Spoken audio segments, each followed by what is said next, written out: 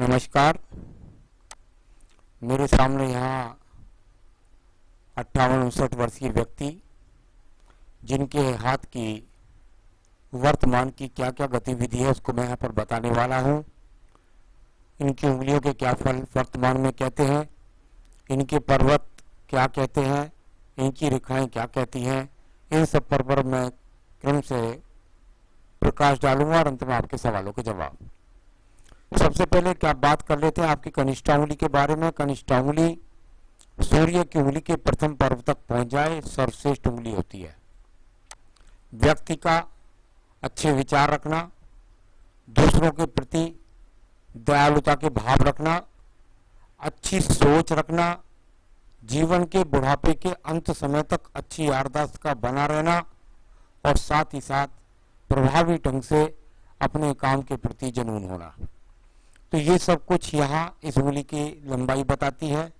प्रथम पर्व मानसिक यहाँ पर पूरी तरीके से मजबूत है। आज भी बुद्धि से बहुत ही मजबूती के साथ फैसले लेने की क्षमता आपके अंदर मौजूद है। सेकंड पर्व व्यवहारिक कहलाता है।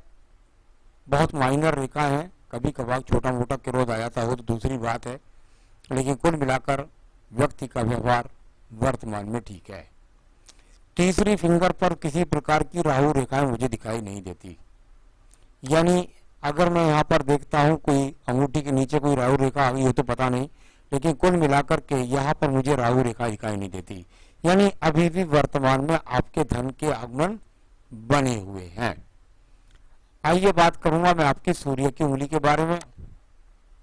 यहाँ पर अगर कोई माइनस रेखा लग जाती है आपकी उंगलियों पर तो वो आपको बीपी से संबंधित रोग, आंखों के रोग, इस चीज को देती है। कुल मिलाकर क्रोध भी दे सकती है। तो ऐसी स्थिति यहाँ पर मुझे माइनस रेखाएं यहाँ पर तो मुझे नहीं चमक रही। दूसरा स्थान राज्य सरकार से लाभ लेने का होता है, राज्य सरकार से दंड का होता है। माइनस रेखाएं लग जाए व्यक्ति को राज्य सरकार से दंड मिलता है, मुकदमों का सामना करना पड़ता है, साथ ही साथ राज्य सरकार से लाभ नहीं मिलता। कुल मिलाकर अगर आप राज्य से किसी प्रकार का लाभ लेना चाहेंगे तो वो आपको आपके कार्य अनुसार मिल जाएगा। तीसरा पर सम्मान का है, उस पर भी रेखाएं मजबूती के साथ खड़ी हुई हैं। यानी कुल मिलाकर वर्तमान में समाज में अपने सम्मान बनाया हुआ है। आइए बात करता हूं मैं यहाँ पर आपकी शनि की उंगली के प्रथम पर्व के बारे में। इस पर यदि माइनस रेखाएं लग जाए तो व्यक्ति के अंदर स्थायी रोग आ जाते हैं। यहाँ पर भी मुझे कोई ऐसी रेखा दिखाई नहीं देती जिससे मैं कह सकूं कि आपका अंदर कोई स्थायी रोग ऐसा हो गया है जिसको आप मेडिसिन के द्वारा नहीं रोक पाएंगे। कुल मिलाकर के अभी रोगों पर जीत करने की पूरी स्थिति यहाँ पर बनी हुई है। सेकंड पर्व कहलाता है व्यक्ति के जीवन के अंतर्गत कर्ज में डूबना।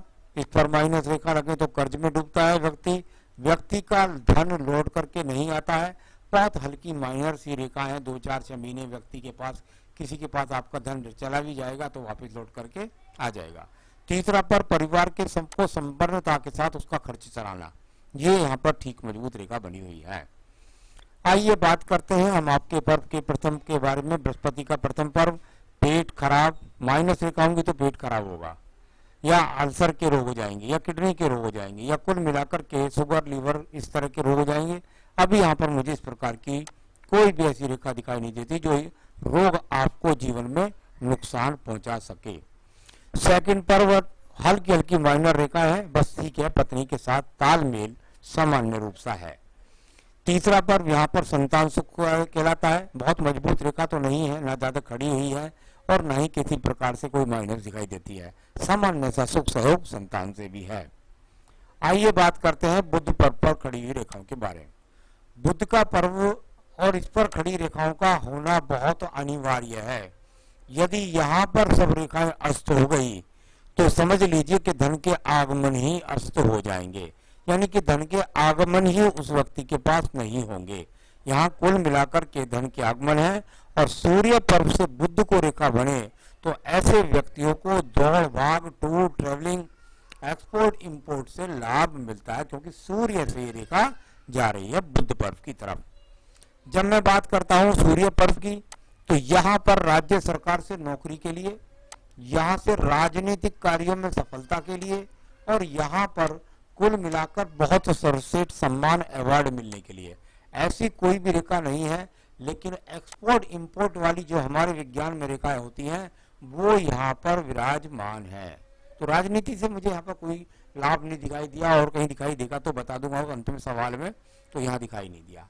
अब मैं बात करता हूँ यहाँ पर बहुत सुंदर आपका शनि पर्व के बारे में।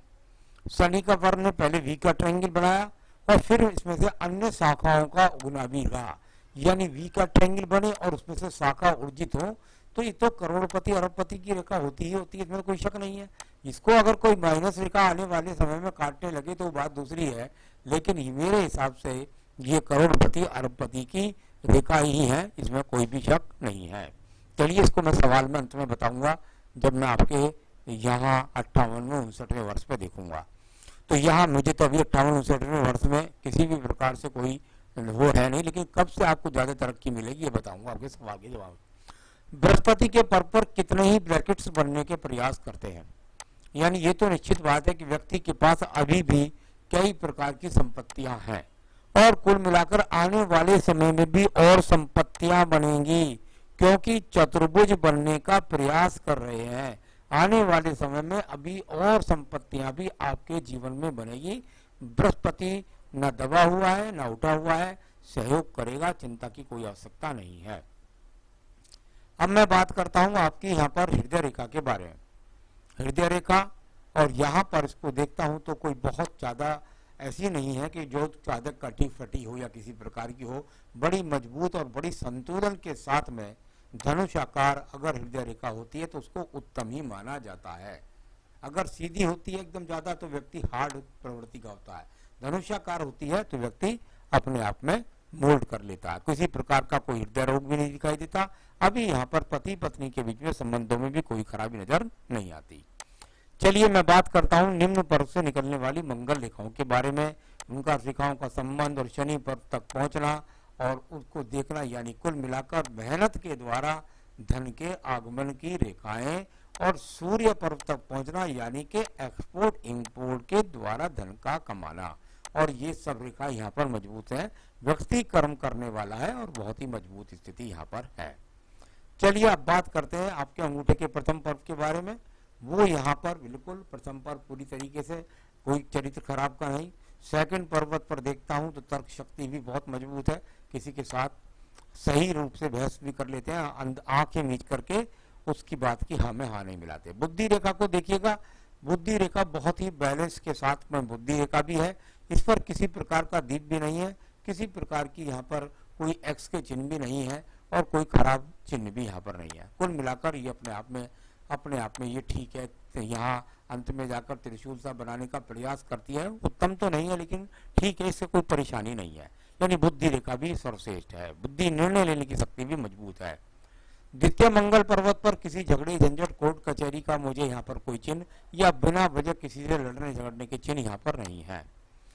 चंद्र पर्वत की रेखाओं का संबंध केतु पर्वत से बने तो व्यक्तियों को जीवन के अंदर कितने ही बार, ये केतु स्थान के साथ संबंध बन रहा है चंद्र रेखा का, इसका मतलब होता है जीवन में कितने ही बार विदेशों को जाना, और अचानक से जाना, कभी विचार नहीं होता है, फिर महीने भर के अंदर चले जाते हैं आप विदेश। तो इस तरह की रेखा एक्सपोर्ट इंपोर्ट में भी लाभ पहुंचाती है, और साथ ही साथ अचानक से यात्रा है।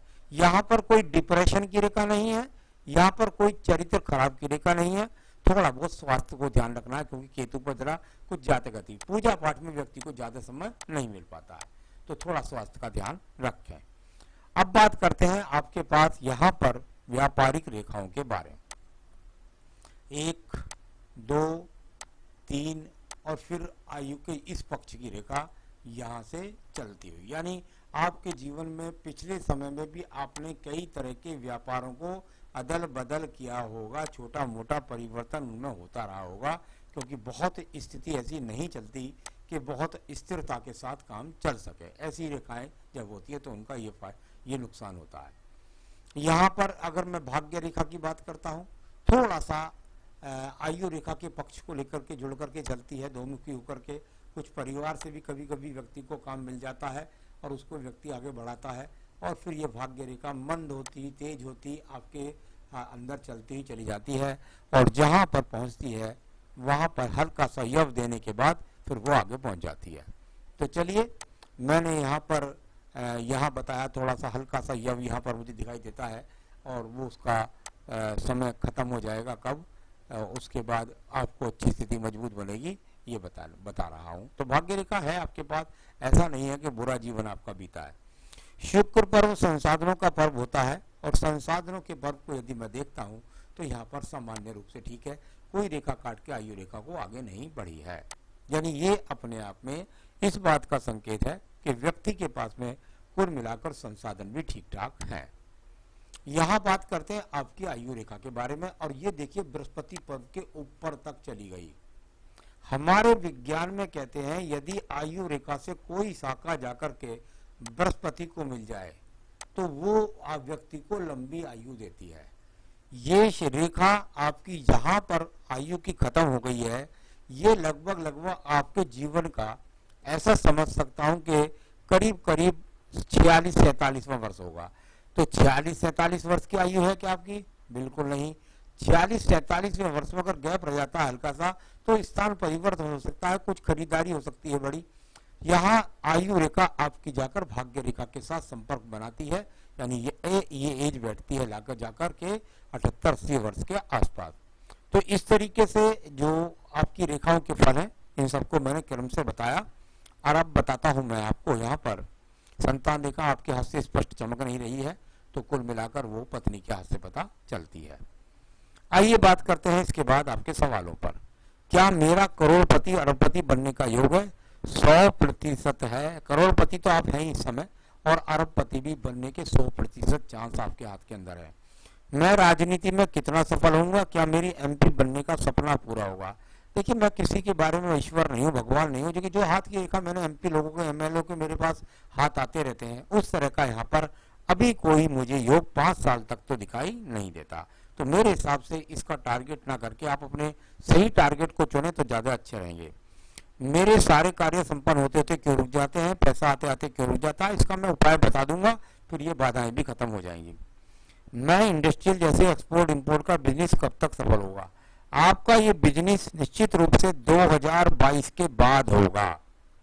अभी लगे रहिए, अभी आपको ज्यादा अच्छी स्थिति नहीं होगी कि 2022 के बाद बहुत अच्छी, क्योंकि छोटा सा यब बन गया है आपके यहाँ पर 58-59वें वर्ष में। तो मैं समझता हूँ लगभग आपका जो है जब जीवन का 59 वर्ष पूरा हो जाएगा उसके बाद में 60वें वर्ष के मध्य से या लास्ट से यानी 2022 के बाद आपका जीवन बहुत शानदार तरीके से वी के ट्रायंगल के साथ अच्छी तरह पहुंचेगा। तो व्यापार आपका सही है, एक्सपोर्ट इंपोर्ट और साथ ही साथ भाग दौड़ करना, ट्रेवलिंग करना, दूर लोगों से जुड़ करके व्यापार करना, इस तरह का काम यहाँ पर आपके हाथ के अंदर बनता भी है। तो उसे करें, अलग ना काम कोई करें। स्वास्थ्य आने वाले समय में थोड़ा सावधानी बरतिए, हल्का फुल्के स्वास्थ्य की समस्या आती रहती है, डॉक्टर की देखरेख में ठीक हो जाएंगे सब। और जीवन में कोई विशेष बात जो है बस सामंजस्य बनाकर चलिएगा संतान के साथ और पत्नी के साथ। तो चलिए, ये सब बताए मैंने आपको सारी बातें। आपने रतन जो मेरे हिसाब से पहन रखे हैं वो सभी रतन आपने गलत पहन रखे हैं। सबसे पहली बात तो सूर्य की उंगली में कभी भी लोहे का छल्ला नहीं पहनना चाहिए, ना चांदी का छल्ला पहनना चाहिए। अगर आपने पहन रखा है तो दोनों में से एक सोने का ही छल्ला रहना चाहिए या सोने की ही अंगूठी रहनी चाहिए। आपका रतन यहाँ बनता है मेरे हिसाब से, पढ़ने की आपको कोई जरूरत नहीं है। मोती की आपसे आपका दिमाग खराब होगा और पढ़ने से भी आपको टेंशन ही मिलेगी। आपका बनता है माणिक्य। इस उंगली के अंदर एक बेहतरीन सा माणिक्य पहने और यहाँ पर पहने पुखराज व्यापार चलाने के लिए और सही डिसीजन के साथ, कोई बाधा ना आए उसको पार करने के लिए। तो माणिक्य और साथ ही साथ पुखराज आपका रतन बनता है, श्रीलंकन पुखराज। आप दोनों रतन चाहें तो बाजार से ले सकते हैं, मुझसे चाहें तो मैं भी आपके स्थान पर रिंग बनवाकर पहुंचा सकता हूं। तो संपर्क कर सकते हैं, आपको ऑनलाइन दिखला दूंगा, आपके पास पहुंचा दूंगा। पूजा के लिए सुनिएगा, कोई भी बाधा ना आए आगे से, आपके काम सुचारू रूप से हो तो संकट नाशन गणेश स्रोत का पाठ रोजाना करें। साथ ही साथ आदित्य हृदय स्रोत पढ़ें। संकट नाशन गणेश स्रोत और आदित्य हृदय स्रोत, संकट नाशन गणेश स्रोत और आदित्य हृदय स्रोत, ये दोनों के स्रोत रोजाना पढ़ें और फिर देखिए आपकी बाधाओं पर आप हावी हो जाएंगे, सफलता के योग बनने शुरू हो जाएंगे। करिए आप। नमस्कार।